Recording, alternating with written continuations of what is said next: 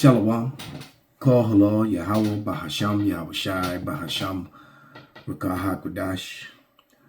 Double honors unto the apostles, double honors unto the elder bishops. Salutations to all my fellow laborers doing this work in truth and sincerity, risking their lives and their freedom to do so now more so than ever. The would-be judges, the 144,000 chosen from heaven, 12,000 men from each of the 12 tribes, making up the 144,000. That will be the judges here on earth to enforce the laws of heaven on earth as it is in heaven, as the scriptures say. All right. The head of that will be King David and Yahushua himself. And to the rest of the scattered elect that are scattered around the four corners of the earth, the Lord's chosen, that are among the heathen nations, that have the appearance of the heathen nations. This is not a black only thing. All right. That black and white thing, pseudoscience, racist pseudoscience narratives that were created to control, to push forth Edomite, or what you would call white superiority, which is all a lie. And to the few Akwath that are listening and learning, to you I say Shalom. This is your brother Malcolm from the branch of the Great Millstone here in Chicago, coming at you with another lesson in truth. All right, and we're just going to pick up from the last video, which was called MAWA. This is going to be part 2. MAWA, acronym from Make America White All Over, because that is what DJ Trump is trying to do. All right, and the scriptures are very clear. You know, all this oppressive things that they're doing, blatant racist and hateful things that they're doing, getting rid of one group at the same time while allowing Edomites, other so-called self-proclaimed white people, to come into America with criminal backgrounds and apartheid backgrounds and et cetera, while removing people, from the land that actually have more rights to be here than any pale person at all. All right, and this through their unrighteous decrees. Let's grab that real quick. In the book of Sirach, the 10th chapter. And it reads, because of unrighteous dealings, injuries, and riches got by deceit, the kingdom is translated from one people to another.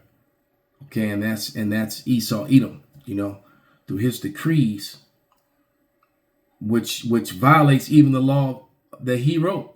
He writes a law to govern the land, and then he amends the law in order to enforce his wickedness. All right. So the truth of the matter is the law was meant for everyone else to follow and not them. And they violate the land, which is hence the reason why they're on the verge of a civil war. But this is Isaiah 10:1, and it reads, woe unto them that decree unrighteous decrees and write grievances which they have prescribed, to turn aside the needy from judgment and to take away the right from the poor of my people, that the widows may be their prey and that they may rob the fatherless. And that's exactly what they do. Taking the land, the resources, the gold, the silver, the power from sovereign people in their own lands.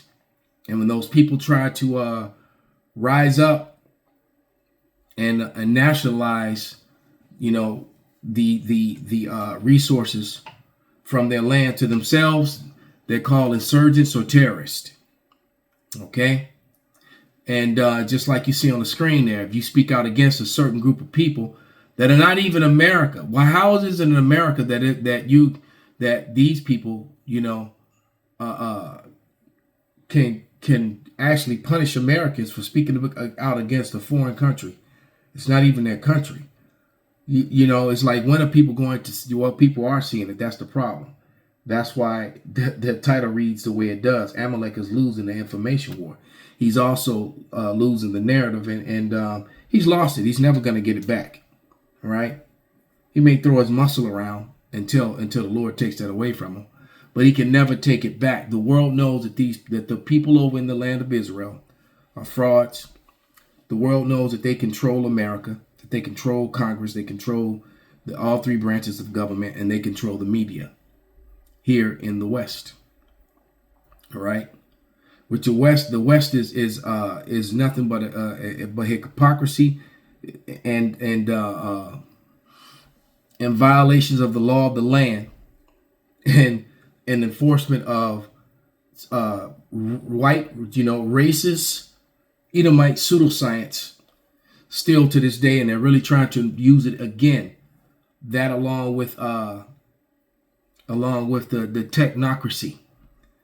All right, that's what they're doing now. So I'm going to play a couple videos, and then and through the Spirit, whatever the Spirit gives me, we'll bring out some more scriptures. But it's two videos I have in mind. One I started yesterday, I didn't finish it, so I think I'm going to let it play through. And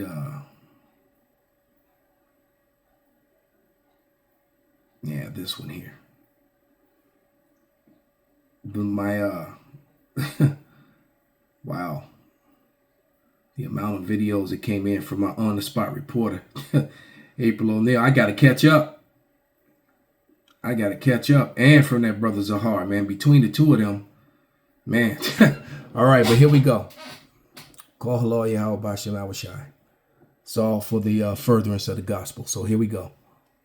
I have a constitutional right, and it is time to fight back. Yep, you heard it. It is time to fight back. You want to talk about deportation? I want everyone to stop calling it deportation, because it is not deportation.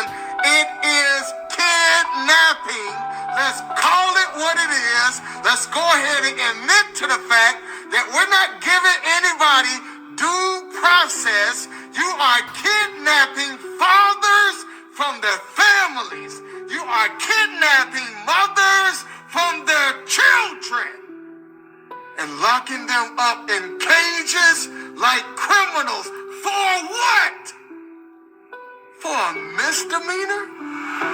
For a misdemeanor?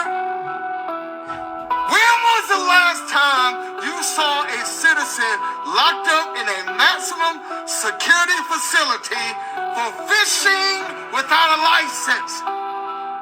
Because that's all it is. The same legal category as a traffic violation. But you turn it into a SWAT style takedown in front of children in schools, in churches, and in homes. That's not law enforcement. That's a state-sponsored terror.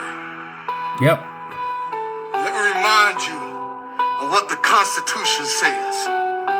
We, the people. It doesn't say not we, the citizens. It says not we, the privilege, or it says we, the people. That means anyone on American soil is guaranteed due process, the right to a fair hearing and equal protection under the law. But instead, ICE plays judge, jury, and executioner. You don't give people a trial, you give them a bus to get on. You don't let them speak to an attorney. You throw them in a detention center with no windows, no rights, no voice, no food, and no water. Now surrounded by the alligators. This isn't justice. This isn't freedom. This is kidnapping under the disguise of paperwork. Let's call it what it is. You disappear people without a trial. You tear families apart without a court order. You lock people away like they're monsters for a misdemeanor. That's not immigration enforcement. That's a violation of human rights. And if you still think this is okay, let me ask you one question. Would you be okay if they did it to your daughter, your mother, your son, your father? Would you call it policy? Or would you call it what it was, a crime, kidnapping? So today, I say enough is enough. If they come for one of us, they're coming for all of us. And we will not sit down. We will not be silent because we, the people, have had enough of the lies, enough of the terror, enough of the silence. This is not about politics. It's about the people. It's about justice. It's about the promise that this country made when it wrote the first 3 words of the Constitution. We, the people. And we are rising up. Not tomorrow, not next year, right now! So Jake is mad, man. Problem is that he believes in the system and he doesn't know who his enemy is. And that's, matter of fact, we're in Isaiah. I think that's 30. Man, we're gonna go to Isaiah 19 too. But this is Isaiah 30:1. And it reads, "Woe to the rebellious children, saith Yahweh, that take of counsel, but not of me, and cover with the covering, but not of my spirit, that they may add sin to sin, to walk and go down in the shadow of Egypt," which is Egypt is the one that's betraying him. But he still wants to go within that shadow and look for justice. "And have not asked at my mouth to strengthen themselves in the strength of Pharaoh," you're the president, your congressmen, who are all corrupt and or bought out by AIPAC, etc. All right? "And trust in the shadow of Egypt. Therefore shall the strength of Pharaoh be your shame." That's why they want to throw you in camps surrounded by alligators and 30-foot pythons and anacondas. All right? Because it's not just alligators in the Everglades anymore. All right? It says, "Therefore shall the strength of Pharaoh be your shame, and the trust of the shadow of Egypt your confusion." All right? So that's one issue that's going to happen for Jake. The second is that, these Americans, these Babylonians, whether they be, brown like him, and a matter of fact, if anyone who was watching, you could clearly see that his mask was black, but his skin was brown. They're not the same fucking color. That's that false social construct that was created mainly by Amalek. As you can see her sign, the background is white. Her skin is not. You can see her skin is kind of reddish. All right, peachy. All right, there's no such thing as white people. There's no such thing as black people. Human beings are either brown or they're a shade of red. Okay, as simple as that. There's a picture of red ass Donald Trump wearing a white shirt on top of that. On the screen, it's just out of focus. Matter of fact, let me just turn it a little bit. All right, you can clearly see that man is not white. All right, his shirt is white. His skin is red. They are the Edomites, as described in the Bible. And the first came out red all over. That's what they're trying to hide. That's why they created the pseudo title, the racist pseudoscience and the term white. Okay? White has, and then we've, done the definitions. Look up the definition of black and then look up the definition of white. All right? That's the main reason why they use that pseudoscience, that lie. Okay? Another thing that came to mind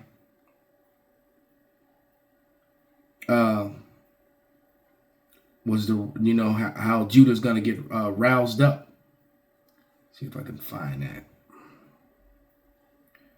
Can't remember where that is off the top of my head right now. Give me a sec.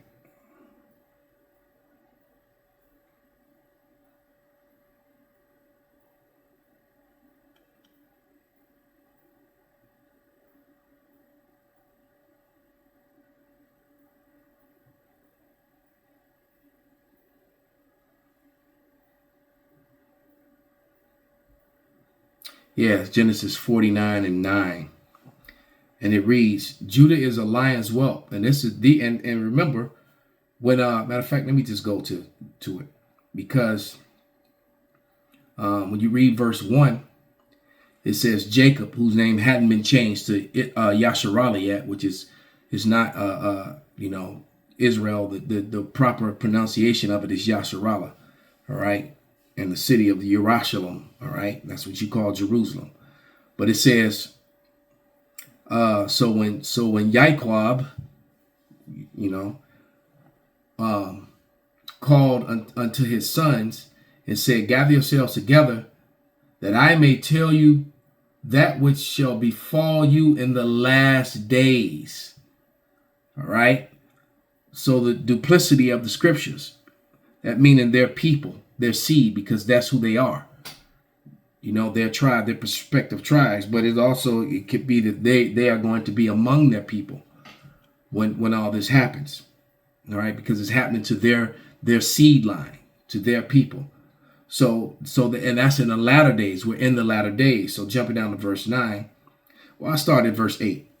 Judah, thou art he whom thy brother shall praise, and thy hand shall be on the neck of thy enemies, and thy father's children shall bow before thee. Like now you got some of the northern kingdom tribes who are voluntarily, especially their women, made their daughters interbreed with Edomites for centuries, and there's a term for it, the black or something. I can't think of it right now. All right, to lighten up the race. Hence the reason why many of them look different, because for centuries they were told to better the race by intermingling with Edomites, but among them the seed of Jacob still exists. So that's so you got to remember that part. And they've hated on Judah, and now you got the Cuban. You have the Cuban lady. I think she was a porn star, telling the Cubans you should have listened to the black people. She's as a brother say, a mattress actress. So you should have been listening, because Manasseh, who you call the Cubans, was playing the Cuban jazz or salsa music, whichever one you want to call it. I think it's authentically and truly called Cuban jazz. The salsa name came later, but there's singing and dancing for DJ Trump. And then what is Trump doing to them? And they're going to be some of the first people to go to that to that hellhole, alligator Alcatraz, surrounded by so they make movies. It's a movie that just I think it's out now or coming out soon, about a plane that went down the Everglades. All right, and then these alligators are extra crazy because they've been nesting in meth-filled waters from drug labs and stuff that leaked into the water. So you got psycho 15-foot overgrown alligators, but nevertheless, that's a death sentence. They sending you down there if you even make it. Now that 61 bodies have floated up that were chained together, which the mainstream media is avoiding that story like the damn plague. All right, but it says verse 9, Genesis 49:9. Judah is a lion's whelp from the prey, my son. Thou art gone up. He stooped down. He couched as a lion, and as an old lion, who shall rouse him up? So Judah is getting roused up. So that's another one of the end day prophecies, man. When Judah move, the rest of the tribes are going to move with them, because the tribes are starting to see. Everyone knows about the Hebrew Israelites now, eventually, including the Muslims and the Christians. And the Muslim and the Christian doctrines have too many holes in them and are falling apart. All right? That's why they try to mock and make fun. And they have these camps that they set up. They go off purposely, and then those are the camps that they like to show you in the media and on the news and stuff. All right? They don't really deal with the great millstone. And if they do, they'll just show some brother on fire that's angry, and then they'll show clips and not show you the whole thing in its context. Talking about the grape doctrine. All right, but there's whole laws in the Bible on how to deal with it and what to do about it. But they leave the breakdown of that. They leave that out. Trying to demonize the truth. Scriptures that talks about a blood avenger, how it's righteous with the Lord, things of that nature. They'll talk about the wrath part, but not talk about the order of how it's done. Comes from the very book that the Bible itself, trying to control the narrative. Meanwhile, let me find this video. I'm trying to remember exactly where I put it. But Mom, I don't want to go fight. Oh yeah, so here's another sentiment. So yeah, and people aren't feeling this whole Israeli thing either. Okay? But Mom, I don't want to go fight Iranians for Israel. Joey, don't you dare be anti-Semitic! I want to go home, sir! You some kind of anti-Semite, Joey! I don't even know why we were there. Let's focus on why that thought is anti-Semitic, Joey. Damn. Get a job, loser. Israel needs our taxes. But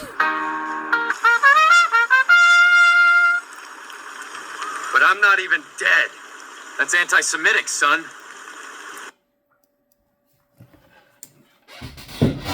Yeah. So now they're the bane of it because it's so obvious. Okay? And that's a video on YouTube. I didn't make that video. That's on YouTube. Okay? So that's the people are not feeling that. That victim villain thing. Committing atrocities, and then playing the victim. Okay?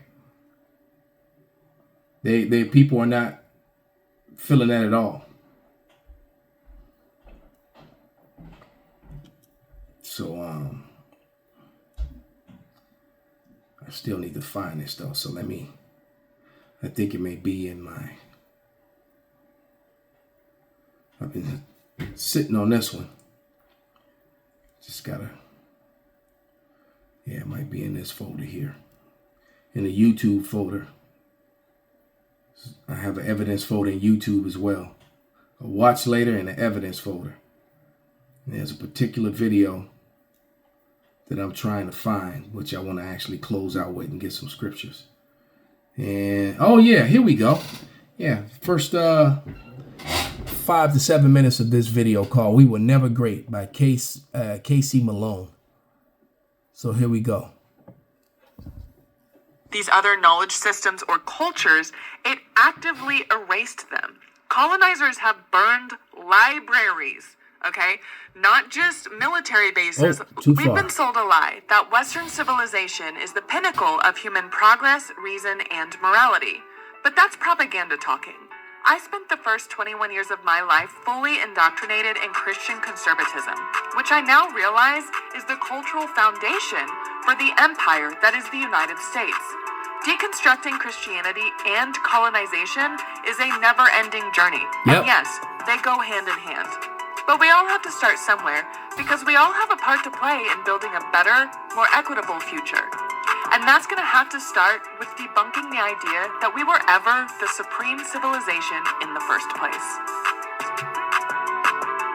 You tell him, Casey. Welcome back to the Casey Malone Show. My name is Casey Malone, and I'm so glad you're here.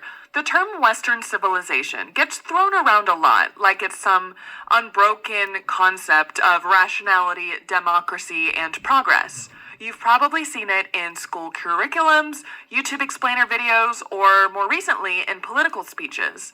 This tidy narrative that links ancient Greece to Rome, then to the Enlightenment, and finally to the United States, as though the moral arc of human history just which is the message of the men of the Lord. All right, and even the rabbis tell you that Greece, Rome, and the United States is Esau, Edom. All right, we've been telling you that. Now Casey's telling you that. Culminated in a Starbucks on every corner, and the United States military patrolling half of the globe. But that is not history accurately. That is a narrative that is just marketing And Western civilization is not a neutral, objective, or even positive concept. It's a kind of branding, carefully constructed to uphold a myth of cultural supremacy. Now, before we get too far into this, Western civilization has traditionally included both the United States and the majority of European countries. Yep. Though now, under the current United States administration, a lot of European countries are understandably wanting to distance themselves from association with said current administration. And I totally get Ooh, that. the scriptures are But racking up in unfortunately, my for head. the concepts that I'm talking about in this segment, I am going to be using Western civilization to include European countries because we practiced the same colonization. That's right. Is really what the point is. You can't The get narrative we're out of handed it. goes like this. Democracy was born in Athens, then went to Rome, then it was preserved through European Christendom, reborn in the Enlightenment and the Scientific Revolution, and finally reaches its full expression in modern Western democracies like the United States. That's exactly what I was taught in the evangelical fundamentalist Christian high school I attended. But this is a carefully edited and intentionally edited story that leaves out most of humanity's contributions and whitewashes the parts of history that don't fit that script, that idea. This concept of Western civilization frames history as a straight line, linear path from Plato to NATO, or the North Atlantic Treaty Organization, erasing entire cultures and peoples along the way. Yep. Not that I'm a huge fan of everything NATO does, but you get the point. So let's go back to Egypt as an example of ancient history that is kind of just brushed aside because it doesn't really fit into the mainstream Western civilization's historical narrative. Ancient Egypt was much more than what it is usually painted as in most United States public education systems. We are taught that it was just like a civilization of, like there were pyramids, there were pharaohs, that's it. There, this was also the place where the ancient Israelites were slaves in that one story in the Bible. That's it. But the reality is, it was also a hub of very advanced science, mathematics, and medicine. In fact, there's a lot that we still don't know about how advanced, how civilized that society actually was. But what we do know tells us that long before the Greeks, Egyptians had developed concepts of geometry, surgical tools, solar calendars, and in fact, many of the Greek philosophers we revere and hold up today, like... Until now. Oh, damn commercial. What? Son of a bitch. That didn't happen the first time. Philosophers we revere and hold up today, like Pythagoras and Plato, traveled to Egypt to study. But modern studies in Western civilization rarely mention this because acknowledging that much of Greek thought was influenced by African civilization kind of complicates the neat little story of European intellectual superiority. And the same goes for the African empires of Mali, Songhai, and Ethiopia. These were sophisticated states with complex systems of governance, education, and trade, and these are just a few of many that I'm naming. Pay attention to Mali. Actually, often used as a metaphor for remoteness, well, let's take that back. Was actually one of the most important intellectual centers in the world. Let's take that back about right. African civilization kind of complicates the neat little story of European intellectual superiority. And the same goes for the African empires of Mali, Songhai, and Ethiopia. These were sophisticated states with complex systems of governance, education, and trade, and these are just a few of many that I'm naming. Timbuktu, actually, often used as a metaphor for remoteness, was actually one of the most important intellectual centers in the world during the 14th and 15th centuries. It was a central trading post on the Trans-Saharan caravan route. Its libraries held tens of thousands of manuscripts on astronomy, medicine, law, and theology, many written in Arabic, some in indigenous languages. But you don't hear about Mali or Songhai when people talk about the roots of civilization, even though the study of evolution actually traces all of our genetics back to Africa. So let's stop And right all there. of that is because When they start trying to go there, they're trying to get around the fact of the bloodline of the Israelites. Okay, what made Egypt great was the presence of Abraham and the presence of Joseph. All right, even in the Josephus, in the history books of Josephus, tell you how Abraham, he brought a lot of understanding, mathematics, and things of that nature. Even martial arts when he taught the 300. Okay, to the Egyptians, to Egypt.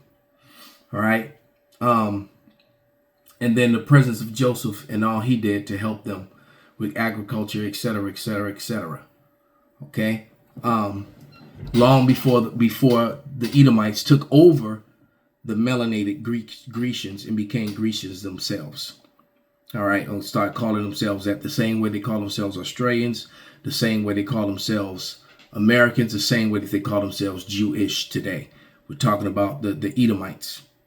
All right, and how they completely try to get around the facts of the melanated people that were in the whole Western Asia that they fraudulently call the Middle East, and Upper Western Asia, which they fraudulently call Europe. Let me provide some receipts. These places were heavily influenced by the presence of the Israelites. Let's go to the receipt folder. And that whole thing about she said how Mali sat at the top of the trans-Saharan trade routes. Those were the Israelites that fled into West Africa, after 70 AD. Okay, and all those countries that are along the Niger River or the Niger River, all right, all the way from the Sahara all the way over to the west coast of Africa. Those were Israelite settlements for the most part. So we're talking about Mali, Ghana, Senegal, the Congo, Benin, Nigeria. Those were mostly Israelites who were different from the Hamite races, the African, the true sons of Ham that lived in that land. Okay, and that's where, and then how, and one of the things was created to try to get around the fact how she said they teach you about Egypt, and they just said, oh, it was pyramids and there were pharaohs and all that story about the Israelites, and yeah, that was it. And they tried, and then they whitewashed it, basically during a Renaissance, the rebirth. Basically the rebirth of Esau, Edom, which was the rebirth of the Edomite Grecians, not the actual Grecians. And from the time that when Alexander of Macedon took over Greece away from the brown-skinned people that lived in that portion of Asia that they now call Europe, hence the term Eurasia. Okay, and when he took it over and started calling himself himself by that name, or his own people, okay, from that time. And so what they did was to discredit Egypt. They created something called the Hamitic theory. All right, and the Hamitic theory was that even though the people were brown skinned, they were white brown skinned people. The most retarded thing you ever heard, and then they said that they were different from. That's why it says that in the Zondervan Dictionary Bible that they were the progenitor of the dark races, not the Negroes. That's really the truth behind the Hamitic theory. But in doing so, they revealed the fact that the dark-skinned Hebrews, the other dark races, were not Africans, which is a lie that their pseudoscience today, their racist pseudoscience tries to push today. They try to connect the people here in America to Africa, and the people here in America were not African, all right, including the indigenous people, all because the so-called African Americans and the indigenous people here originally came from the same place, which was Jerusalem, all right, and that's why the Zondervans reads as this, all right, and it says the same thing in the Young Dictionary Bible, all right, and it tells you Ham, the youngest son of Noah, the progenitor, meaning the father of the dark races, not the Negroes, but the Egyptians, the Ethiopians, Libyans, and Canaanites. All right. So The fact is that the Negroes, which are Israelites from Shem, are not the same as the sons of Ham, from the land of Ham, which they now fraudulently call Africa. All right, because remember, African or Africa is named after a so-called white man. In the Bible, the continent of Africa is referred to as the land of Ham. All right, that's what that is. The Hamites, who are enemies to the Israelites, still to this day. So I hope this was edifying and enlightening. All right, so with that, I'm going to give all praises, all honor, and glory unto Yahweh, Bahasham, Yahweh Shai, Bahasham, Rakaha Kodash, Kwam Yasharala, Abab, Babal, and Amalek has lost the information war. Shalom.